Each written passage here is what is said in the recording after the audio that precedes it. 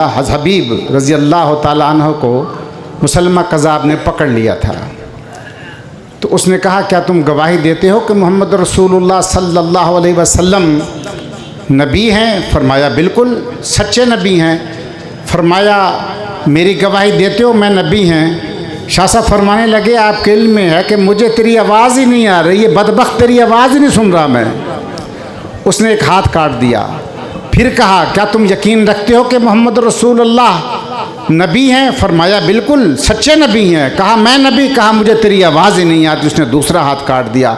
जिस्म का एक एक उज़्व कटता रहा।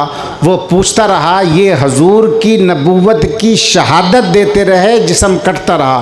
ख्वाजा साहब थोड़ा सा हिस्सा हमें भी उनसे कुछ न कुछ मिल जाता है। जिस तरह कहा जाता है ताजदार ख़त्म नबूवत, ये ताज जो हजूर के सर पर है, इसके पासबान रखवाली हमने करनी है। बाजार है यूसुफ मुल्विक दिन, पर प्यार दा सौदा नहीं थींदा।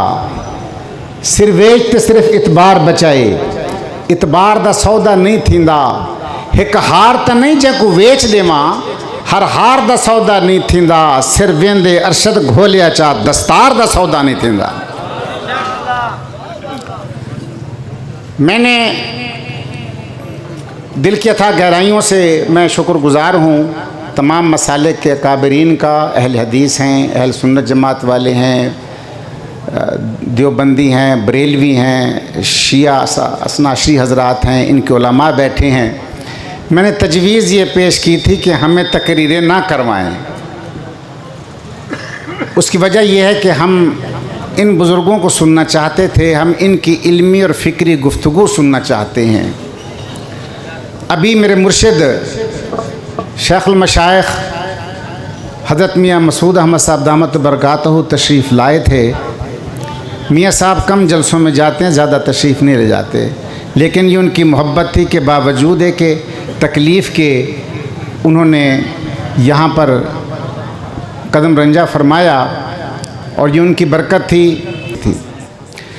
शाह साहब मेरी एक गुजारिश है, ये मजमा हो, छोटा बच्चा हो, दीन जानता हो, नमाज आती हो ना आती हो, ख़त्म नबूवत पर उसका ईमान है।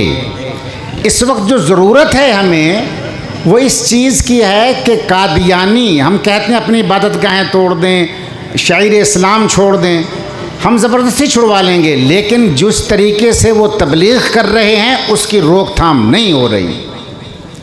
लोगों के पास पहुंचते हैं, वो नबूवत दावा नहीं करता,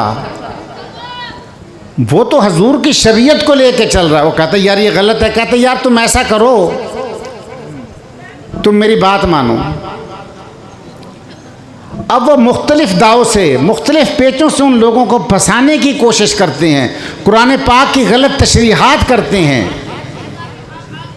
हमारे मासूम लोग उसमें फंस रहे हैं, हमारे मासूम बच्चे उसमें फंस रहे हैं।